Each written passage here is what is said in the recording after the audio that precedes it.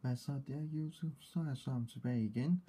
Og så har jeg fundet på en episode 2, og ja, jeg ved sgu ikke, hvad jeg skulle finde på, så jeg spillede lidt på computeren, og jeg fandt noget med nogle Burning Abyss, som jeg synes var helt vildt seje. Og jeg synes, at I gerne skulle se, hvad jeg har pwnet, og for nogle jeg har pwnet i hvert fald. Og jeg har gemt, som vi kan se her, så har jeg gemt den øverste til sidst, fordi at det er min favorit i hvert fald. Jeg er ikke så glad for den, men det finder jeg snakket ud af. Først vi skal se er en, der hedder Burn the Night. Og jeg synes vi skal, og jeg har samtidig også fundet på noget titelmelodi på det. Det kommer, jeg ved ikke om det er noget musik I kan lide at høre, men det finder vi ud af. Hvis I synes videoen er god, så må jeg gerne lægge en like på det alligevel. Også selvom der er musik, også selvom det er musik I ikke kan sådan bryde om. Men jeg sætter det i hvert fald i gang, og det er en titel, som passer rigtig godt til Burning Abyss. En sang, der hedder Burn fra et heavy metal band, der hedder Megadeth, hvis I kender dem.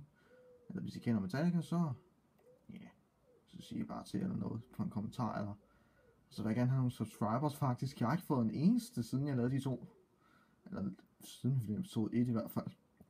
Ja, men jeg finder ud af, hvad I gør, og så må I lave nogle kommentarer. Snakke om det, eller diskutere, hvad end I tænker at lave. Nå, men jeg sætter altså musikken i gang nu, og så sætter jeg kampen i gang. Lige 2 sekunder, så skal jeg være der.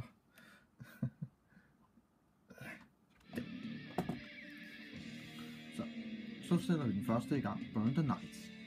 Det er lidt anderledes, kan jeg godt se, fordi det er Noble Night. Derfor jeg fik på den. Så ja, han starter forrest på sin set monster. Ikke noget bestemt.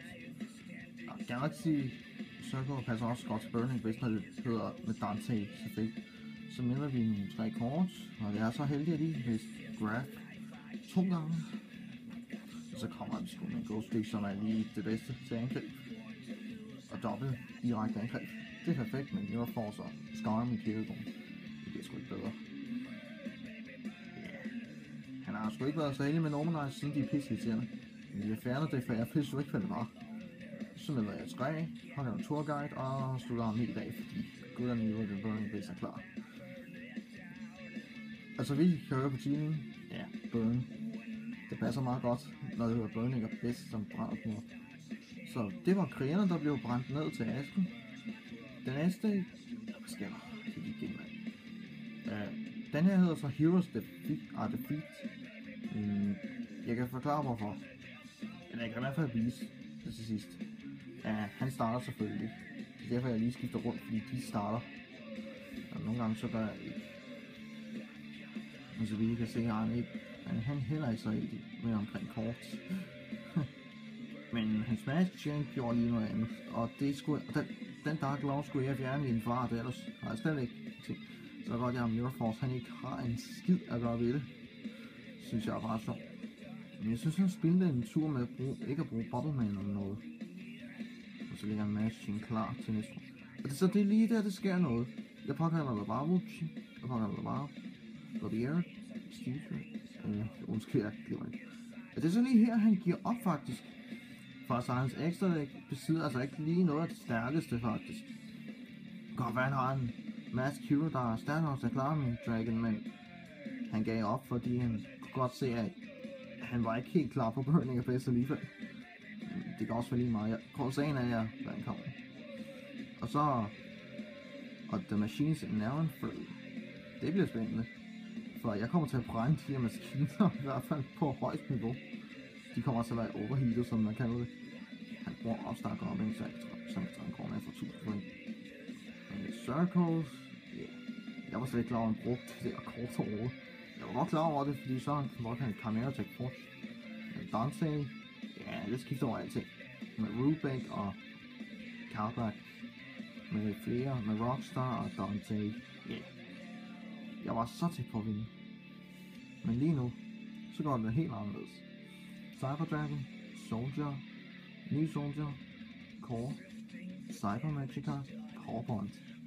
Ja, den havde jeg så ikke lige set komme. Tror også i starten, at jeg ville tabe her, men der glemte jeg så lige evnerne hos mine 2 ekstra monster her. Så jeg mistede lige Share, Påkalder, Dante for Grab tilbage. Og han vidste jo ikke, at jeg fik trukket kort, så jeg får lige min Rushford tilbage. Og ja, det der, det er ligegyldigt. I kan godt se, det er ligegyldigt, hvad han gør. Han har tabt nu.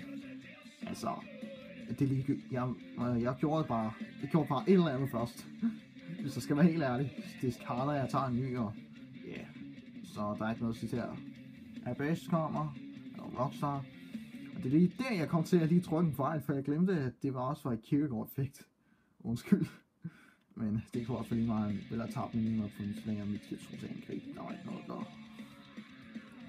Ja, nu er det lige skiftet. Jeg har aldrig sagt, sangen var lang. Men det her er den, jeg ikke lige helt så glad for, men jeg er stadig glad for, at jeg vandt på den. Fordi at, ja, der er en grund til det imod mine yndlings Right Raptors. Jeg var ikke så glad for det. Bogstaveligt talt. Men nu får I se, det var min drage. Det var en drage, jeg bruger til, som jeg har højsyret i angreb. Ja, altså i et Right Raptor dæk vil jeg aldrig bruge Force Burial. Der er godt nok nogen, der synes, det er en fin idé, men jeg ved ikke, hvad jeg skal sige til det. Jeg synes ikke, det er noget bestemt for mig. I hvert fald. Men den der Raptor, han får ikke flere i hvert fald, men af de her faldt kort, for jeg er helt vildt bange for. Men jeg skal være glad, men jeg rammer selvfølgelig forkert, det er klart, ikke? Skønt. Tour Guide, der får vi Grab, Dante, Melfree, påkalderen, og jeg er bare så heldig, at Mr. siger, så jeg er pisse glad.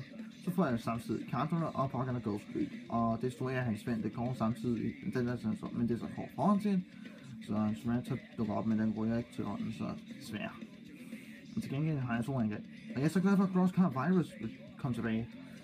Det kan I se, hvorfor senere, i hvert fald. Eller det var en fejltagelse for mig, igen. Jeg lavede nogle fejltagelser. Astral Force og Hour of Darkness, der er glad at sige det.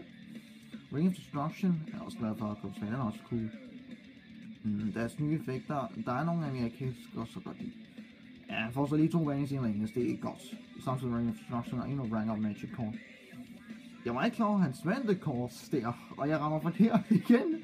Jeg kan ikke forstå, hvad jeg lyder og rammer forkert, men han brugte lige sit Ring of Destruction, fjerne af den der Raptor med 3, og det var ikke de bedste kort, jeg tabte, så han går deep rank op med min Dante. Så har jeg sgu ikke andet. Der er ikke nogen for satan, hvad sker der?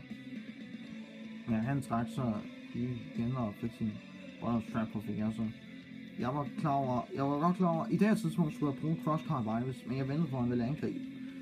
Men så jeg ikke lige regnet ud af, at han spillede Master Key Beetle, så ja, jeg gjorde det bare alligevel. Det er så lige her, jeg tænker han så altid, derfor det tager lige kort tid. Så får jeg Rubik, vi kommer Graph, det var sendt. Så der er et perfekt forsvar. Og Breakthrough Skill er det perfekte våben mod Right Raptors. Det ved jeg var.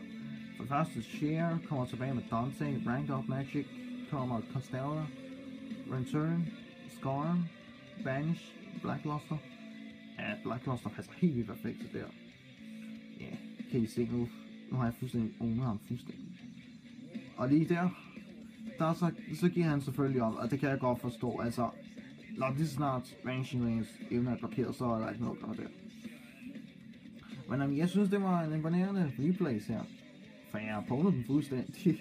Der var nogen, der blev lidt sure, og jeg tabte godt nok, men det var også fordi, jeg startede med en lortehånd. Men jeg kan vise, at hvis I vil se dækforvaret, så vil jeg se, om vi kan komme op på 10 likes, eller 20, eller hvad.